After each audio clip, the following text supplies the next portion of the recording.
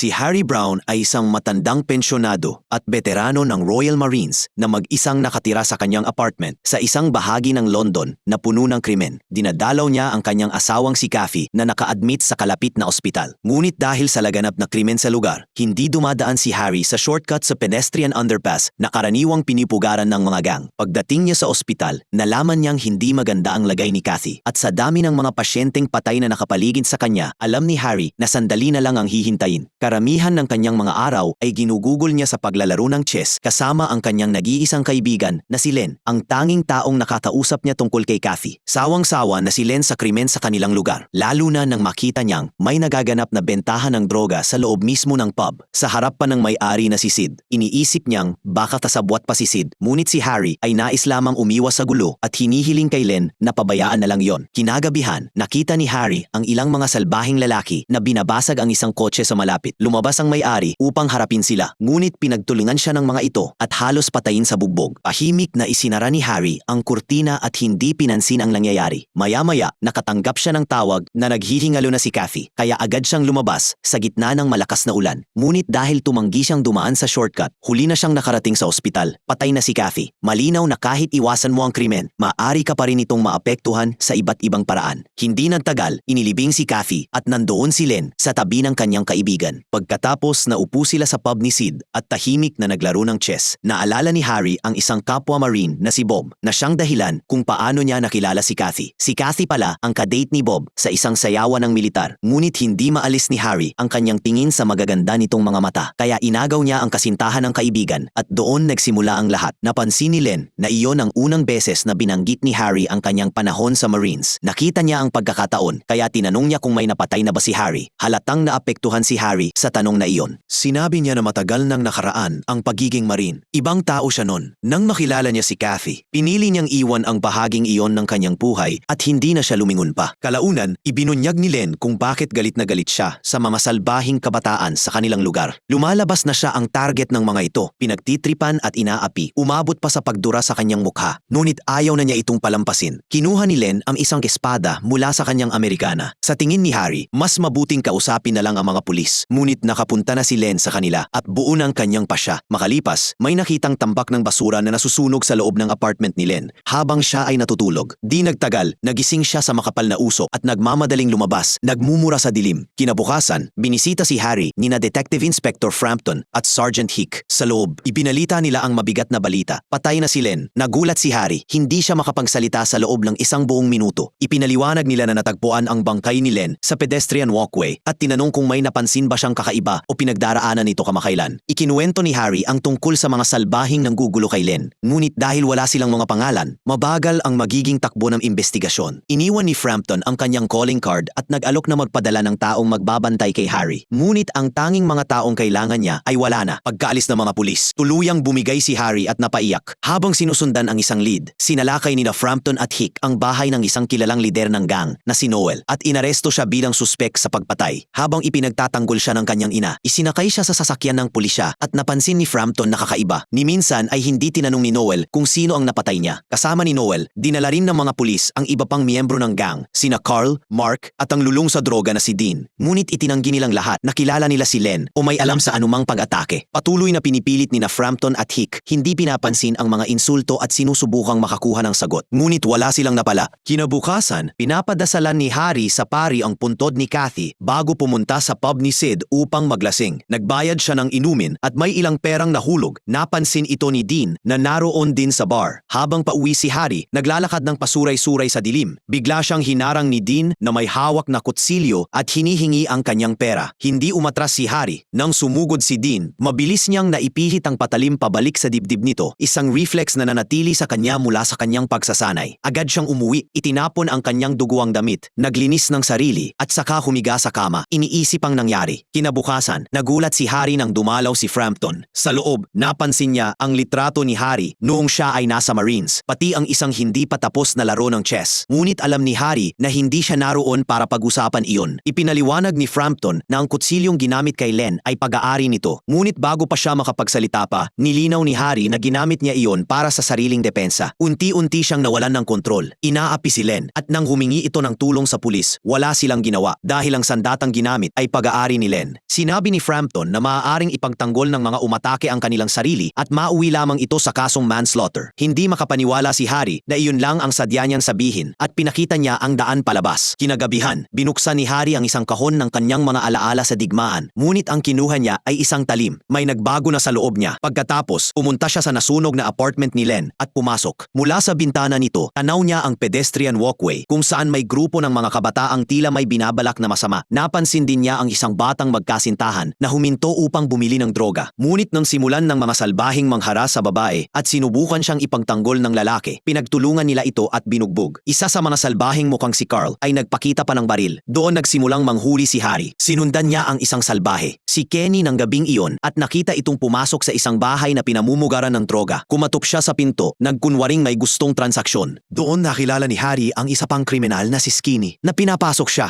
Itinutok agad ni Kenny ang baril sa mukha ni Harry hanggang sasabihan siya ni Skinny na tumigil. Sinabi ni Harry sa mga ito na gusto lang niyang bumili ng baril para ipangbaril sa mga kalapati sa bubong niya. Mukhang naniwala sila, kaya dinala siya ni Skinny sa loob ng isang indoor na taniman ng droga papunta sa isa pang silid kung saan nakita ni Harry ang isang babaeng walang malay sa sofa, halatang bangag sa droga. Sa TV sa malapit, may video na nagpapakita kay Skinny na inaabuso ang isang babaeng wala ring malay. Inalok ni Skinny si Harry na pwede niyang gawin ang gusto niya sa babaeng iyon kapalit ng 50 quid. Pero si Harry, na lubos na nandidiri sa mga taong kaharap niya, ay pinigilan ng sarili at sinabing baril lang ang kailangan niya. Umupo si Harry habang si Skinny ay nag-i-inject ng droga sa sarili niya mismo sa harap niya. Walang kamalay-malay ang dalawa sa tunay na pakay ng matanda. Inilabas ni Kenny ang isang bag ng mga baril at isa-isang inilatag sa harap ni Harry. Bago pa sila tuluyang malulong sa paggamit ng droga, nakita ni Harry ang pagkakataon. Nilagyan niya ng bala ang isa sa mga baril habang nagpapanggap na walang alam hanggang sa kunin iyon ni Kenny, pero nakalimutan nitong alisin ang bala. Ang problema, may hawak pa ring baril si Skinny at nakatutok ang atensyon niya kay Harry. Iminungkahi ni Harry na dapat dalhin sa ospital ang babaeng walang malay, pero gusto lang ni Skinny na magbayad siya at umalis. Binalingan nito si Kenny at nagpaputok ng baril malapit sa kanya, pero wala na pala itong bala, kaya ginamit na lang niya ang nguso ng baril para suminghot ng droga. Halatang wala sa wisyo ang mga ito, pero alam ni Harry na ito na ang tamang sandali. Sinaksak niya si Kenny sa kamay at sinubukang barilin si Skinny, pero sumablay. Tinangka ni Skinny na tutukan siya ng baril, pero nakalimutan niyang wala na rin itong bala. Tinapos ni Harry si Kenny. Pagkatapos ay pinaputukan si Skinny na tumakbo papunta sa taniman. Hinabol niya ito at natagpuan na lang na nakahandusay, tinamaan ng bala. Kinuha ni Harry ang baril nito at sinabi na nabigo itong alagaan ng maayos ang kanyang sandata. Habang naghihingalo si Skinny, malamig na sinabi ni Harry na hindi na ito magtatagal. Nakakita na siya ng ganitong klasing sugat noong panahon ng digmaan at napilitan siyang panoorin ang kanyang kasama na dahan-dahang mamatay. Habang nakahandusay si Skinny, sinabi ni Harry na dapat sana ay tumawag ito ng ambulansya para sa babae bago niya ito tuluyang tapusin sa pamamagitan ng isang bala sa ulo. Pagkatapos, inilagay niya ang babae sa isang malapit na truck, kinuha ang lahat ng baril at sinunog ang gusali bago umalis. Mabilis na nagmaneho si Harry papunta sa isang kalapit na ospital. Sa loob ng bag, nakakipa siya ng maraming pera, kaya iniwan niya ang ilan para sa babae. Pinindot ang busina ng sasakyan at tumakas. Nakipagpulong si Alice Frampton kay Superintendent Childs. Kahit na patuloy pa ang kaso ni Len, mas nakatuon ito sa kamakailang pamamaril sa dalawang drug dealer at plano niyang maglunsad ng bagong operasyon laban sa karahasan at droga. Ibig sabihin, pansamantalang ihihinto ang investigasyon sa pagkamatay ni Len at hindi man lang siya binigyan ng pagkakataong magsalita bago siya baalisin. Iniwan ni Harry ang pera sa loob ng isang simbahan pagkatapos ay dumalaw sa mga libingan ni Kathy at Len. Kinagabihan, minatyagan niya ang pedestrian walkway mula sa apartment ni Len. Napansin niya ang isang matandang dealer na si Troy na dumating para mangolekta ng pera kay Noel na nagbebenta ng droga upang mabayaran ang utang niya kay Troy. Pagkatapos pinasakay ni Troy si Mark sa kotse. Nagmaneho sila papunta sa isang liblib na lugar kung saan pinilit ni Mark na gawin ang gusto ni Troy. Biglang umalingaw-ngaw ang isang putok ng baril. Tamaan si Troy sa ulo. Si Harry iyon. Dinukot niya si Mark at dinala sa isang abandonadong apartment. Hinihingi ang katotohanan tungkol kay Len. Itinanggi ni Mark na may alam siya at tumangging magsalita. Kaya hinampas ni Harry ang kanyang mga binti gamit ang alambre. Wala nang pasensya si Harry at inilabas ang baril. Nagbabanta na babarilin ang kanyang mga tuhod kung hindi siya magsasalita. Doon na umamin si Mark. Ayon sa kanya, lumapit si Len sa kanila na may hawak na patalim at nagbantang sasaksakin sila, pero sinampal lang daw nila ito ng ilang beses. Hindi naniwala si Harry at itinutok ang baril sa ulo ulo ni Mark hanggang sa sumigaw ito na may video ng buong pangyayari sa kanyang cellphone. Pinanood ni Harry ang video. Nakita niya si Len na may hawak na patalim pero agad siyang dinumog ng buong grupo at binugbog. Pagkatapos isang nakahood na lalaki ang sumaksak kay Len gamit ang patalim habang si Noel ay makikitang umiihi sa kanya. Halos hindi makapaniwala si Harry sa nakita pero ang pagkabigla ay agad napalitan ng galit. Hiniling niyang malaman kung sino ang sumaksak kay Len. Kalaunan, nasa loob ng pedestrian walkway sina Noel at Carl kasama ang dalawang babae. Biglang dumating si Mark. Pasuray-suray. Nakagapos ang mga braso at binti at may kadena sa leeg. Parehong bumulot ng baril sina Noel at Carl. Sinusubukang alamin kung sino o ano ang may hawak kay Mark. Dahil sa takot, basta na lang silang nagpaputok sa dilim at tinamaan si Mark sa proseso. Ngunit isang putok mula sa dilim ang tumama kay Carl. Lumabas si Harry pero nakapagpaputok pa si Carl malapit sa kanya na nagbigay ng pagkakataon kay Noel na makatakas. Sinubukan siyang habulin ni Harry pero hindi niya ito naabutan at nagsimulang umatake ang kanyang hika. Mabilis siyang nag-isip at itinapon ang baril sa ilog. Nagising si Harry sa ospital kasama sina Alice Frampton at Sergeant Hicks sa kanyang silid na gustong magtanong pero dumating ang mga nurse at kinuha siya. Napansin ni Frampton ang isang bagay sa jacket ni Harry pero wala siyang sinabi. Pagkatapos, pumunta siya sa lugar kung saan natagpuan si Harry. May hindi siya mapakali tungkol sa kanya. Naamoy niya ang cordite sa jacket nito, parang pulbura ng baril. Pero si Hick hindi ito pinansin. Bumalik ang dalawa sa presinto kung saan si Superintendent Childs at ang team ay naghahanda ng magsagawa ng mga raid sa lugar. Habang iniisip ni Childs na saksi lang si Harry sa pamamaril, naniniwala si Frampton na siya ang pangunahing suspek. Ipinaliwanag ang koneksyon ni Harry kay Len at sa mga patay na kriminal. Wala pa siyang ebidensya pero humihingi siya ng warrant para masuri ang jacket ni Harry para sa residue ng baril. Hindi naniniwala si Childs na isang matandang pensyoner ang may gawa nito at sinabing nabigo si Frampton na imbestigahan si Troy at ang mga kasamahan nito. Pagkatapos, bigla niyang binago ang usapan at sinabi kay Frampton na napili siya para manguna sa isang investigasyon tungkol sa identity theft. Iniwang hindi sigurado si Frampton kung ito ba ay promosyon o paraan para ilayo siya. Kinagabihan, si Childs kasama ang malaking grupo ng armadong pulis ay sinalakay ang apartment complex kung saan nagtatambay ang mga kriminal at maraming suspek ang naaresto. Ngunit hindi nagtagal, gumanti ang ibang mga kriminal sa paligid. Naghagis ng mga bato at pinaurong ang mga pulis. Hindi nagtagal, sumiklab ang isang malaking riot sa lugar at wala nang kakayahan ang mga pulis na kontrolin ang kaguluhan. Sa sandaling maiwan mag-isa si Harry, umalis siya sa ospital, binaliwala ang kanyang kalagayan. Nalaman ni Alice Frampton na nagpa-discharge si Harry mula sa ospital at naghinala siyang hahabulin nito si Noel. Pero sa puntong iyon, iniisip ni Sergeant Hick na parang tinutulungan pa sila ni Harry. Inaalis ang mga basurang kriminal. Nagawa ni Harry na makalusot sa gitna ng riot at makapasok sa apartment ni Len, kung saan kinuha niya ang isang baril mula sa nakatagong lugar. Dumating sina Frampton at Hick sa apartments pero may bumato sa windshield nila, dahilan para maaksidente sila at magtamo si Hick ng malubhang sugat. Biglang dumating si Harry para tumulong at tinulungan niya si Frampton na dalhin si Hick papunta sa pub ni Sid at pinatawag ang ambulansya. Sinuri ni Harry si Frampton pero nagulat ito nang napansin ang baril sa kanyang baywang. Sinabi niya na wala na siya sa digmaan pero para kay Harry, ang mga kalaban niya noon ay may dahilan. Hindi tulad ng mga kriminal na ito na nananakit lang para sa kasiyahan. Natakot si Frampton na kapag napatay ni Harry si Noel, papatayin naman siya ni Sid. Nagtaka si Harry hanggang sa ibunyag ni Frampton na si Sid ay tiyuhin ni Noel. Walang sinayang na oras, hinarap ni Harry si Sid na hindi pa rin tumatawag ng ambulansya. Kahit nang hihina na siya, pinilit niyang malaman kung nasaan si Noel. Ayaw magsalita ni Sid kaya ginamit ni Harry ang cellphone ni Mark para tawagan si Noel at narinig ang tunog nito mula sa loob. Lumabas si Noel na may dalang baril pero pinababa ito ni Sid at sinabihan din si Harry na gawin ang pareho. Hindi pa rin naniniwala si Sid na si Noel ang pumatay kay Len pero ipinakita ni Harry ang video. Kahit ganoon, hindi niya kayang payagan si Harry na patayin ang kanyang pamangkin. Ibinaba ni Harry ang baril. Tila nagbago ang isip. Kinuha ni Sid ang baril pero bigla niyang sinuntop si Harry sa tiyan. Sa itaas, sinusubukan ni Frampton na tumawag ng backup nang bigla siyang atakihin ni Noel. Hinila ni Sid si Harry paakyat sa bar at doon niya napagdesisyonan na patayin silang lahat at itapon sa kalye sa gitna ng kaguluhan. Sinimulan niya kay Hick, sinapal ito hanggang mamatay. Sumunod sa kanya si Noel at sinakal si Frampton pero sa kabutihang palad, nagising si Harry, kinuha ang nakatagong pistol sa kanyang medyas at binaril si Noel sa leeg. Dahil dito, binaril naman ni Sid si Harry sa balikat. Lumapit siya para tapusin ito pero biglang may mga ulang tuldok na lumitaw sa kanyang dibdib. Dumating na ang mga pulis matapos ang tawag ni Frampton. Sinubukan pa rin niyang barilin si Harry pero agad siyang tinamaan ng sunod-sunod na bala. Ilang araw ang lumipas, nagsagawa ng press conference si Superintendent Childs at ang pulisya inaangkin ng kredito sa pagkakapatay ng mga kriminal. May reporter na nagtanong kung may vigilante bang nasa likod nito pero itinanggi iyon ni Childs. Sinasabing walang ebidensya para suportahan iyon. Sa huli, bumalik ang kapayapaan sa apartment complex. Makikita si Harry na naglalakad, ngunit sa pagkakataong ito, pinili na niyang dumaan sa pedestrian walkway na ngayon naayos at napinturahan na muli.